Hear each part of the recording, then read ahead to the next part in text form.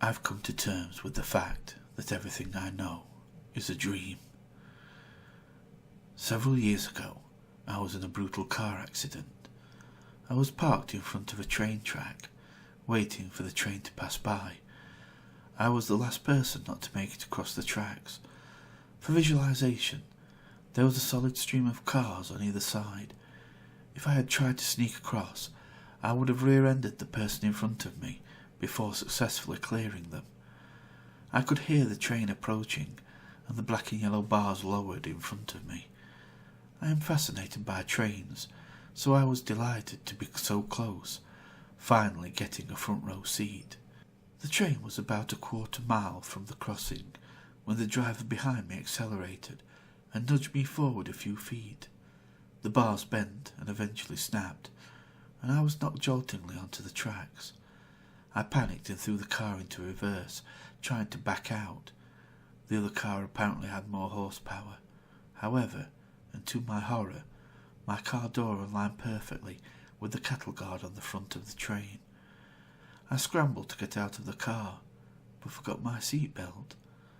I nearly strangled myself trying to get free. By the time I unlatched it, it was too late.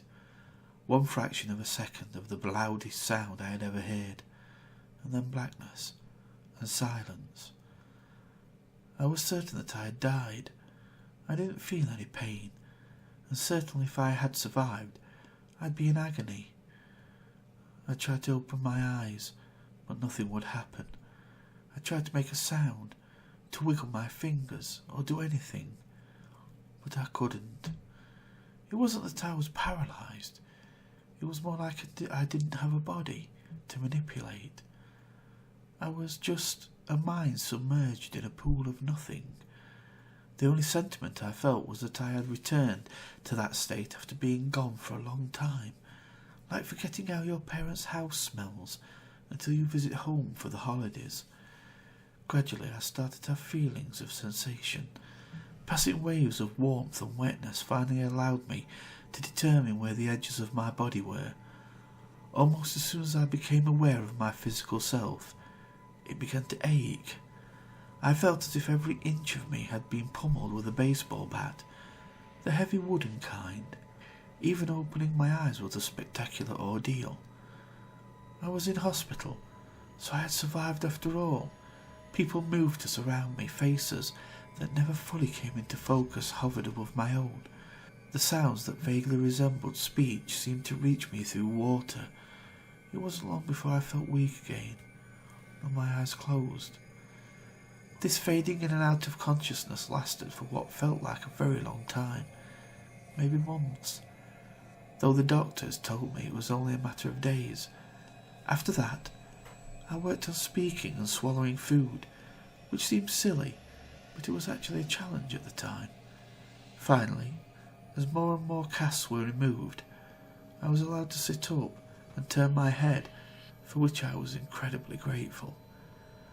According to my family and my then girlfriend Sarah, all of whom were overjoyed at being able to speak with me, I was asleep for several days on end after the crash. I remember Sarah specifically saying she had missed being able to stare at those beautiful eyes. Time passed at an excruciatingly slow pace until physical therapy finally escalated to the point where I could be pushed around in a wheelchair.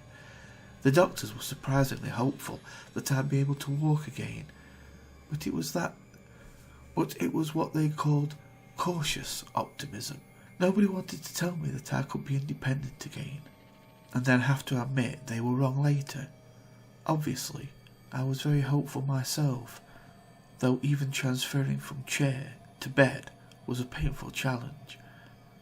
It was around this time that I noticed I never dreamed anymore.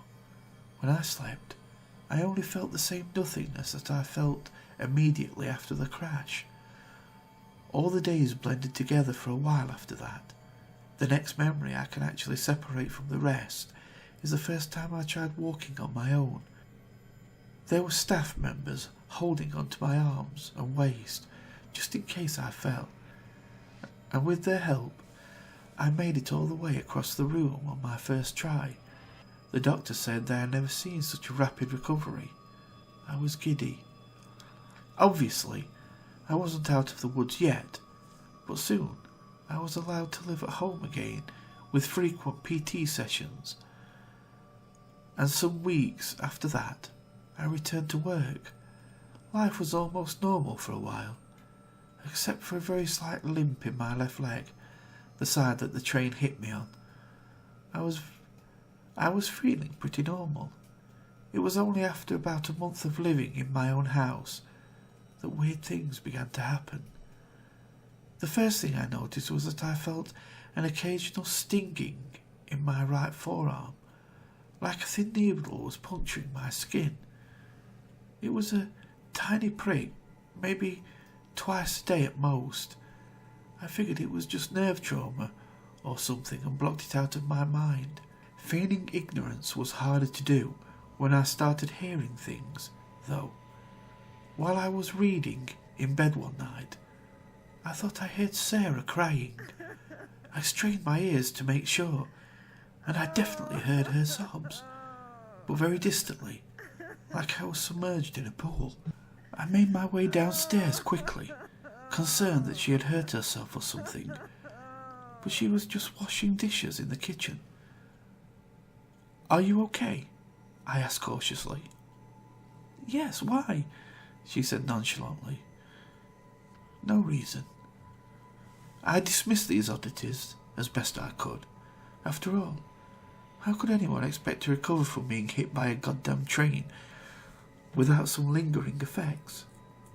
Every so often, mostly when I was trying to fall asleep or sitting in a silent room, I could hear occasional sounds that I couldn't connect at first. Gradually, I determined they were hospital sounds, stretchers being rolled across tiled floors, beeping from machines, rapid chatter between nurses and doctors. Although I figured anyone who had suffered as much trauma as I had would experience some degree of whatever I was experiencing, I decided to bring it up with my doctor. He told me it was perfectly normal for someone in my circumstances, and he could prescribe me a sleep aid if I felt it was necessary. I told him it wasn't a big deal. I was just satisfied that a doctor could explain my symptoms.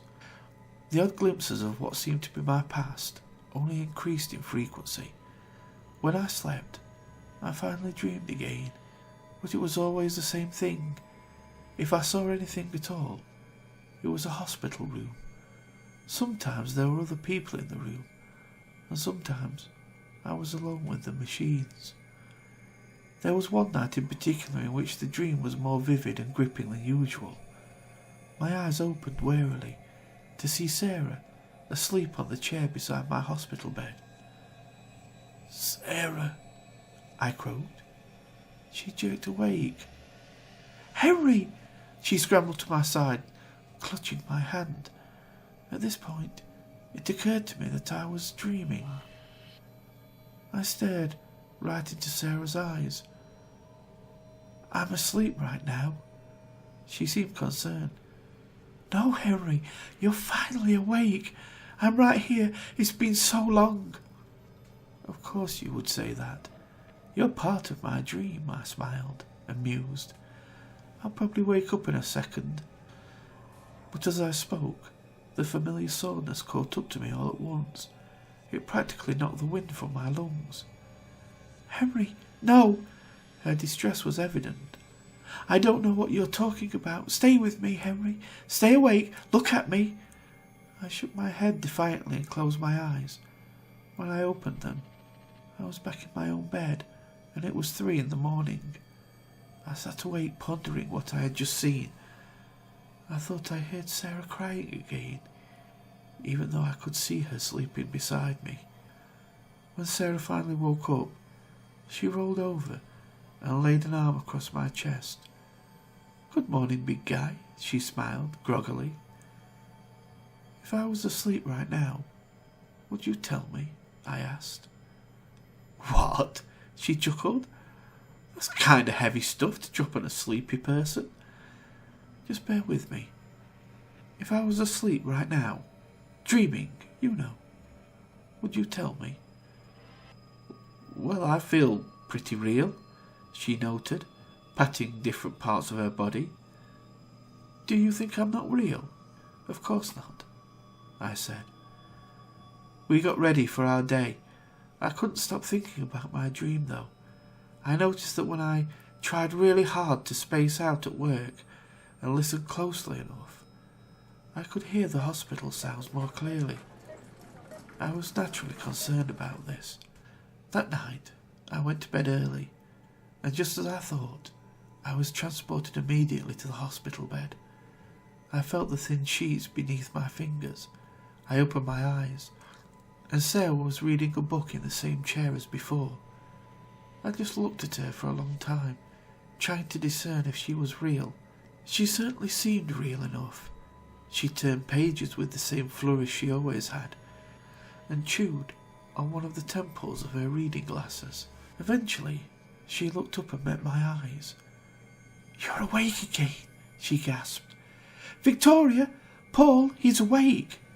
My parents entered the room moments later, looking excited. I talked with them all for a long time. Of course, my parents too denied the fact that I was asleep. But that topic passed quickly. Instead, we discussed my condition. I had been in a coma for almost 3 months with little response. They had been slowly losing hope for my recovery until my brain showed signs of activity. Since that time, they had been visiting me frequently, hoping that I would wake up. It seemed a pretty convincing story. After many hours of talking, I had to stop. I was legitimately sleepy. Of course, they all understood, and I fell back asleep. Only this time, I didn't wake up in my own bed. I woke up in the same hospital bed a few hours later. I had to think about it for a very long time, but eventually concluded that I must have imagined my miraculous recovery, and I had been in a coma the whole time after all. As you can imagine, it was hard to accept at first. Since then, I have been making a second recovery, which has been slower and less successful than the first. That's why for a long time I was mostly convinced that I'm really awake this time. Nobody walks after getting blindsided by a train, at least not without lots of hard work. I've still only left my wheelchair on crutches, and it's been 6 years. It probably sounds like a bittersweet ending, but at one point I agreed. I was prepared to live happily ever after in my wheelchair, and maybe even graduate to crutches someday. Except for one thing. When I'm getting ready for bed, after I turn off my lamp and my head hits the pillow, I can still hear them. The faint sounds of a busy hospital. I know that many of you will say, but I'm real. This is real life. Of course you're awake, but that's what you're supposed to say. Nobody's going to tell me I'm fake. You're dreaming. Wake up. I'm still asleep, and I've learned to live with it. I know that nobody I meet during the day is real, but I'm tired, so I just pretend. And that will have to do.